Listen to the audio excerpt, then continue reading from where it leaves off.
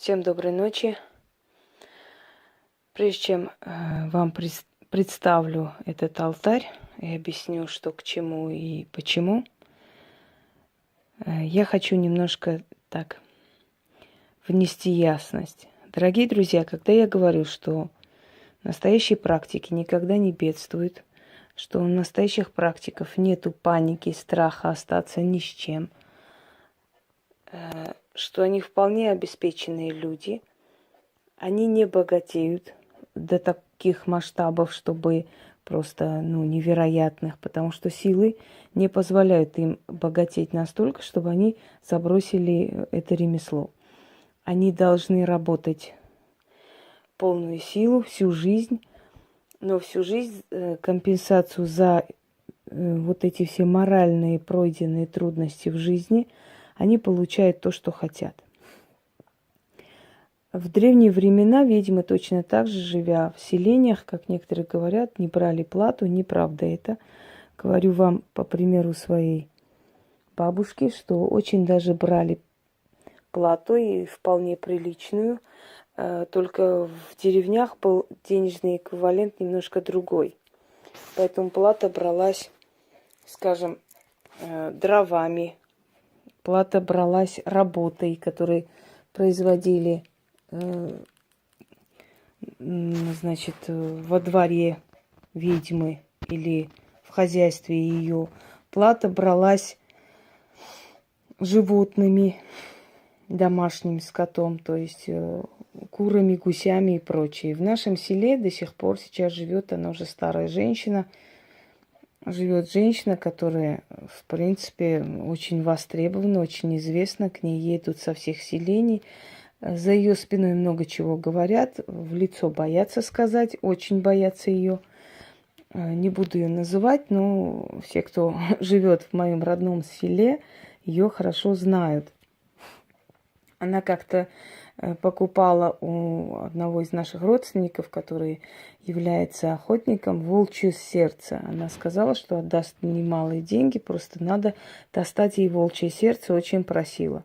Для чего-то наверняка просила, не так ли? Так вот, к этой женщине ездит и ездит без конца. Привозят и бараны, и коров, и гусей. У нее нету нужды ни в чем. Просто сельское население, не имея денежного эквивалента, приносит то, что может принести и отблагодарить. Так вот, к чему я говорю? Что ни одна ведьма не будет нищенствовать, ни одна ведьма не будет жить в нужде. Никогда. Конечно, есть люди, которые, не владея, скажем, действительно магией, могут с помощью раскрутки некоторое время стать известными.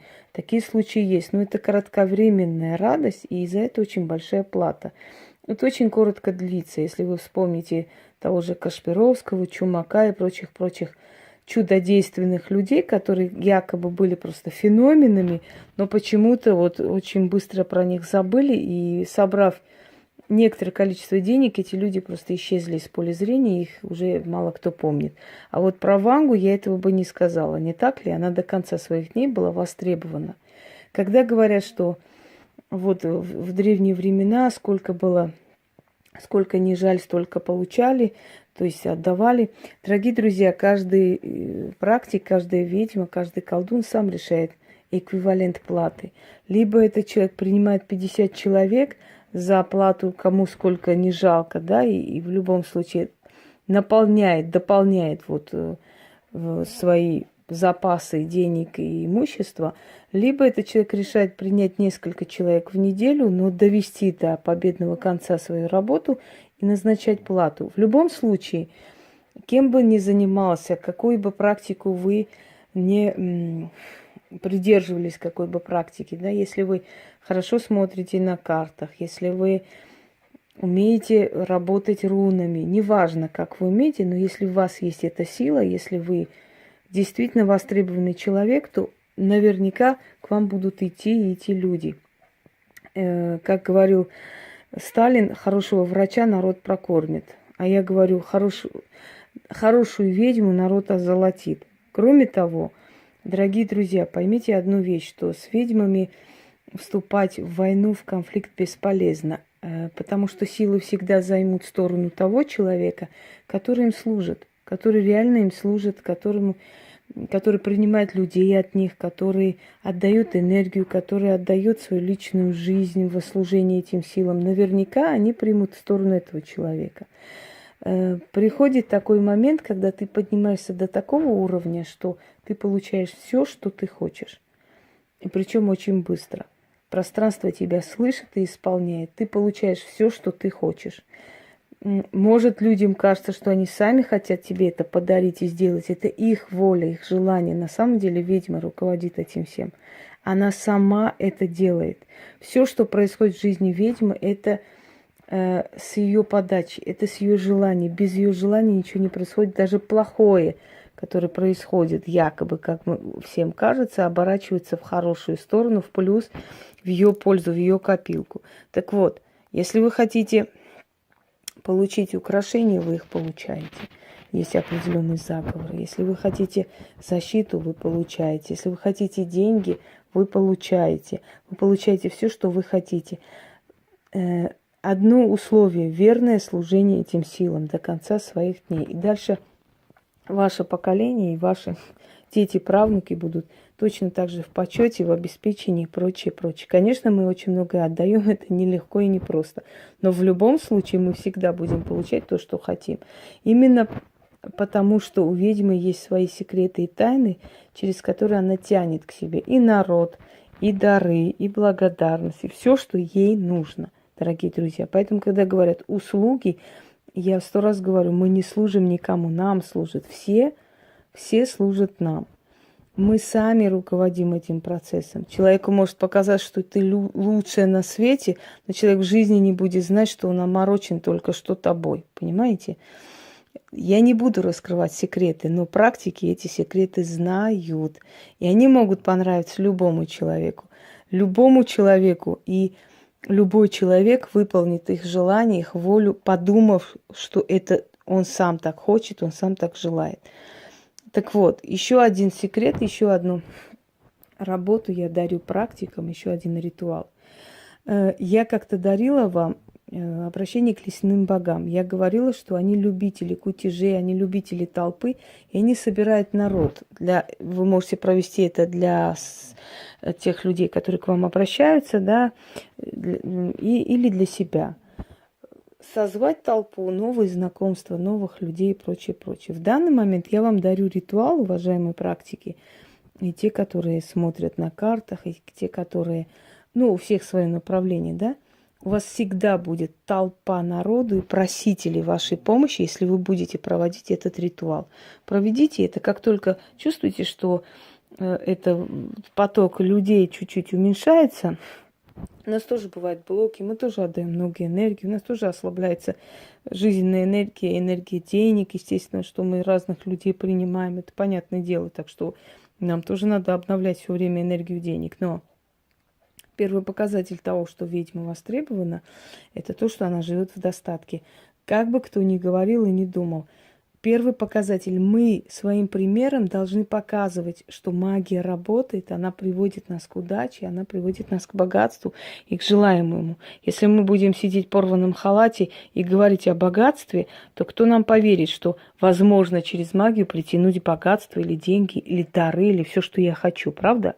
Это уже будет смешно.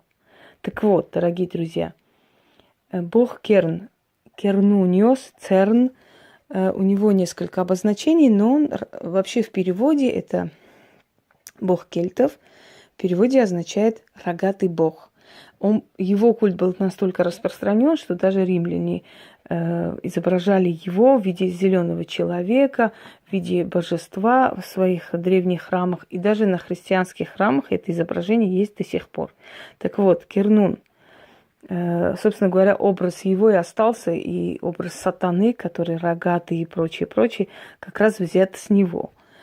Он был бог магии, изобилия, животных, лесов. В общем, он и обучал магии, он и показывал, он помогал человеку понять язык птиц, язык зверей, животных и так далее. И он же и тот, который гонит людей к людям способным помочь им. То есть к людям магического направления гонит толпы со всех сторон. И если вы обращаетесь к нему, он вам столько людей приведет, что вы просто уже не будете знать, куда это все деть. Итак, если вам нужно определенное количество людей, обращайтесь к нему. Цернуна можно держать его изваяние только практикам, простому человеку не рекомендуется. Вам нужна душистая трава, в принципе, любая трава, которая вам подходит, которая вам нравится, вы можете положить на алтарь.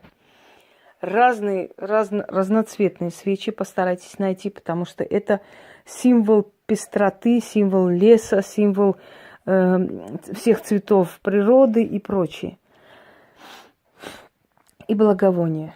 Если у вас есть статуэтка, я сейчас покажу, как работать со статуэткой божества. Вот это вот едкий дым, он немножко душит, потом надо будет проветрить. Итак, читать нужно столько раз, пока у вас голова не закружится. Но я постараюсь или 1, или 2 раза прочитать, посмотрим, насколько у меня хватит сил. В принципе. Итак, начнем. Секунду, чтобы не сбиться. Да. Неудобно, конечно, с этой штучкой. Да ладно.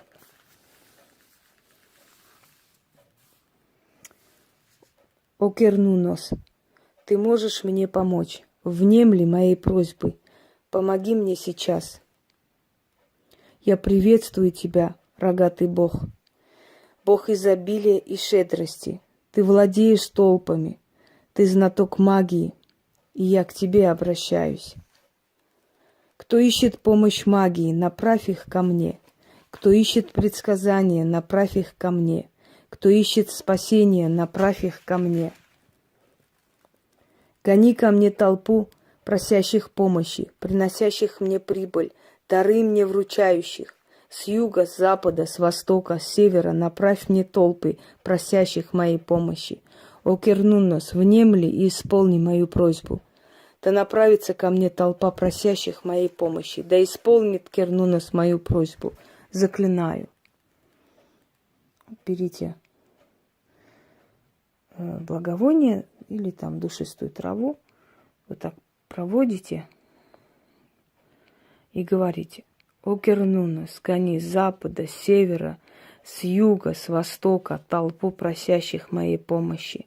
Кому нужно спасение, кому нужно предсказание, кому нужна помощь, кто ищет магию, кто ищет ясновидца, кто ведьму ищет, всех направь к моему порогу.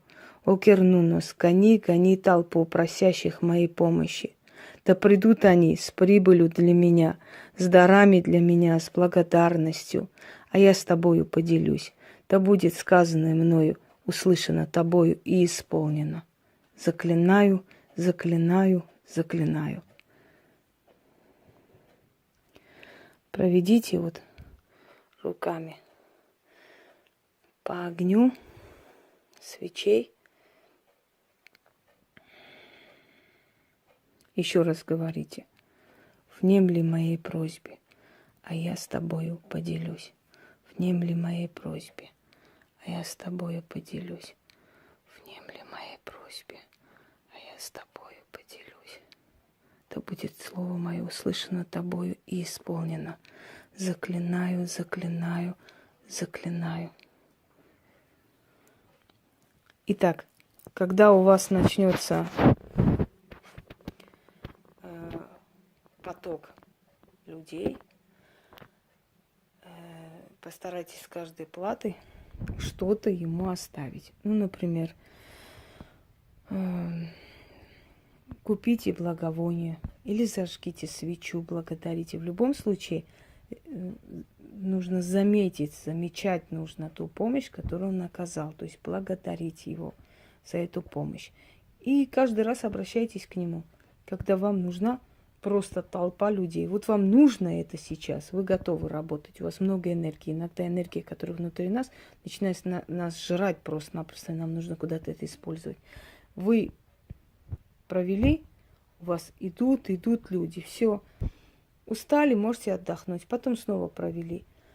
Вы будете контролировать этот процесс, потому что все практики контролируют этот процесс. Все. Когда мы поднимаемся до определенного уровня, у нас уже с этим проблем нету, у нас расслабленное, спокойное состояние. Только по той причине, что мы знаем, что мы обратимся и нам дадут. Пожалуйста, вот вам еще один ритуал в вашу копилку. Всем удачи!